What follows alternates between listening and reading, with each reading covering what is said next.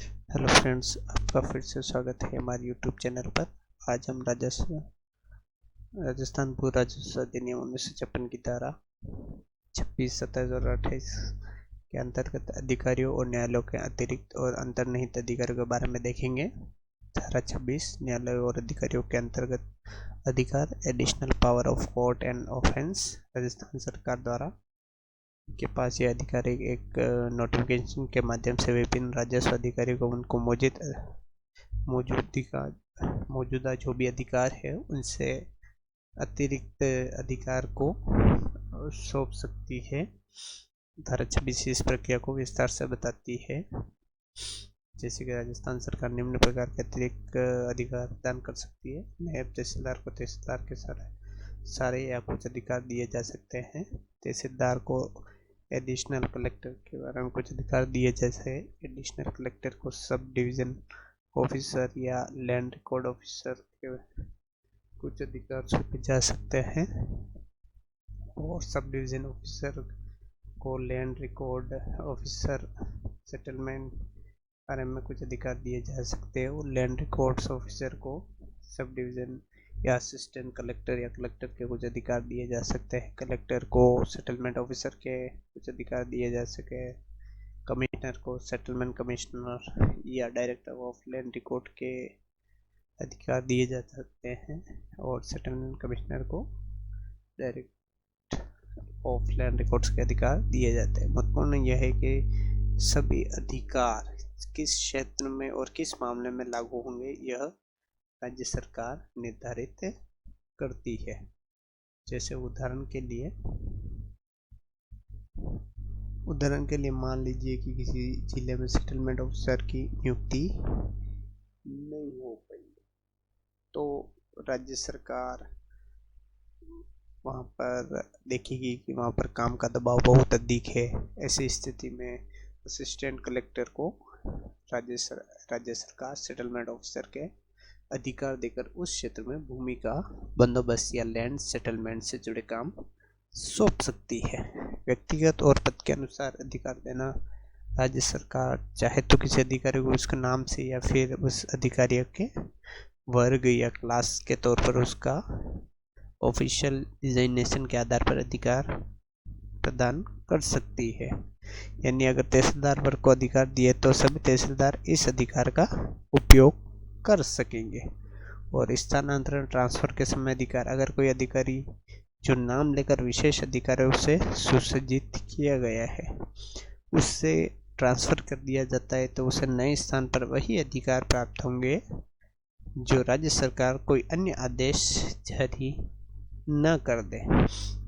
जैसे कि धारा 27 में बताया गया है, न्यायालय और अधिकारियों में अंतर्निहित अधिकार। धारा 27 में यह बताया गया है कि जिन अधिकारियों का धारा 25 और धारा 26 के तहत अधिकार मिले हैं उनके पास कुछ अतिरिक्त स्वाभाविक अधिकार भी होंगे। इसका अर्थ यह है कुछ बड़े अधिकारी अपने से छोटे अधिकारियों को अधिकार भी स्वयं प्रयोग कर सकते हैं। जैसे कि कमिश्नर के पास यदि उसे धारा 26 के तहत अधिकार मिलते हैं तो वह लैंड रिकॉर्ड ऑफिसर और उसके अधीनस्थ अधिकारियों के सभी अधिकार का उपयोग कर सकता है। रेवेन्यू अपीलेट अथॉरिटी के पास collector, sub division officer, assistant collector, tehsildar के सभी अधिकार होंगे। कलेक्टर के पास एसडीएम, असिस्टेंट कलेक्टर या तहसीलदार के सभी अधिकार प्राप्त होंगे। सब डिवीजन ऑफिसर के पास असिस्टेंट कलेक्टर और तहसीलदार के सभी अधिकार होंगे। असिस्टेंट कलेक्टर के पास तहसीलदार, नायब तहसीलदार के अधिकार होंगे, और तहसीलदार के पास नायब तहसीलदार के सभी अधिकार होंगे।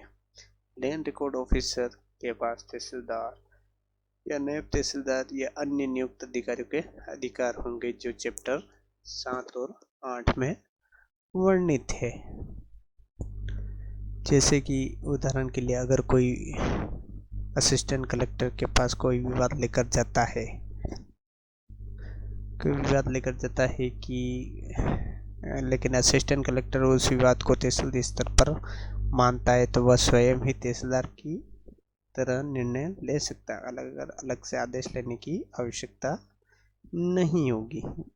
धारा 28 स्थायी रिक्तियां या परमानेंट वैकेंसी पर अधिकारियों का अस्थायी कार्यभार, जैसे कि टेम्परेरी चार्ज। धारा 28 एक बहुत ही व्यवहारिक और महत्वपूर्ण स्थिति को बताती है।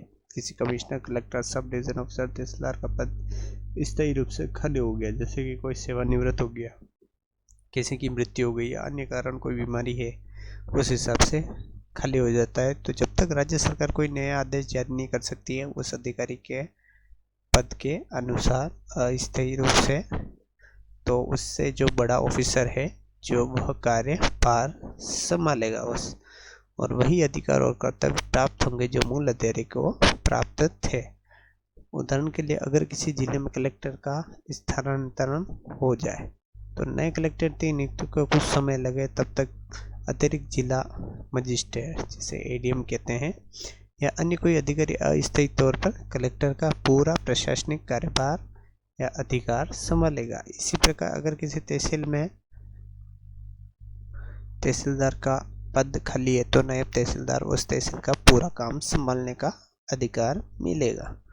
धारा 26, 27 और 28 मिलकर राजस्थान में राजस्व प्रशासन को स्थिर और निरंतर बनाए रखने में महत्वपूर्ण भूमिका निभाती है। राज्य सरकार को यह लचीलापन यानी फ्लेक्सिबिलिटी प्रदान किया गया है और वह जरूरत के अनुसार अधिकारियों के अधिकार बढ़ा सकती है, स्थान बदलने पर अधिकार सुनिश्चित कर सकती है और प्रशासनिक कार्यों में किसी भी प्रकार की बाधा को रोका जा सकता है।